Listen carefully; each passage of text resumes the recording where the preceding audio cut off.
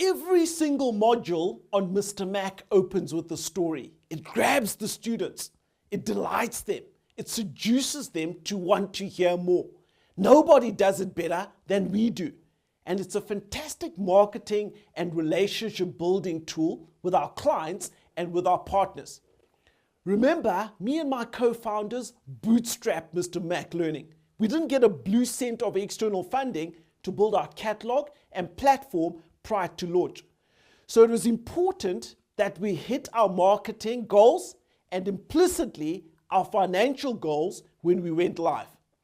Perhaps the most important consideration when we put together our marketing strategy and plan was how it showed us how quickly we'd be making or losing money. From a strategy perspective, and as a digital business, social media and digital channels featured powerfully. So channels like YouTube, Twitter, Facebook, and LinkedIn, those were a slam dunk.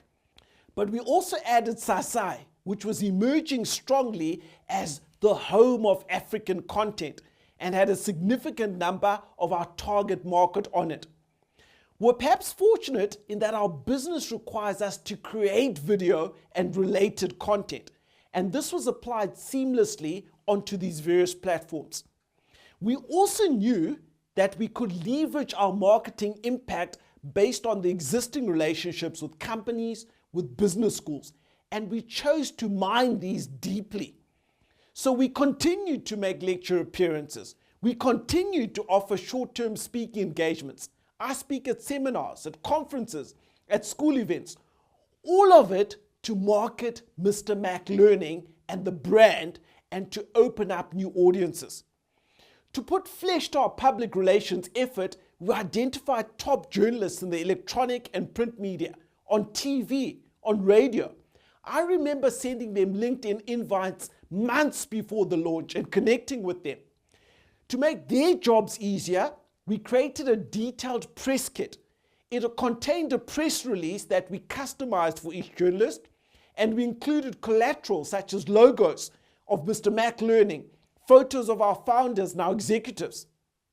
I've appeared on numerous radio and TV stations marketing Mr-Mak Learning. I continue to do so. I used to write in a financial magazine called FinWeek when I first went into business. It was a great public relations tactic, and it increased both my profile and my credibility.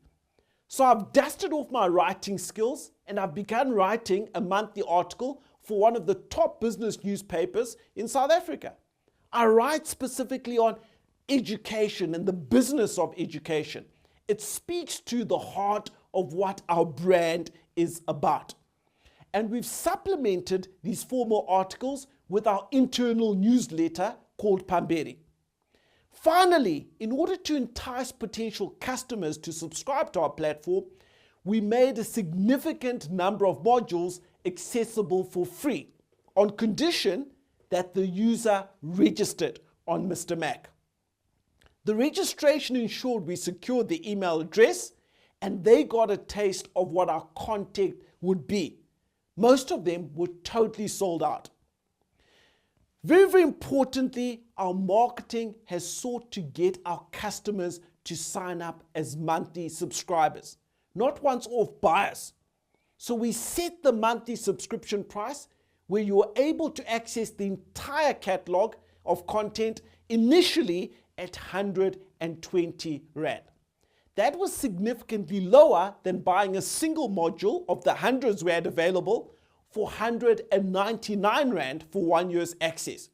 So we've intentionally nudged customers to the subscription option because that creates annuity or repeat income for us.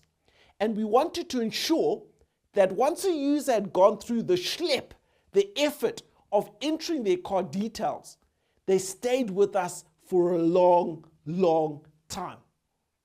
I remember sitting with our co-founders when we went live.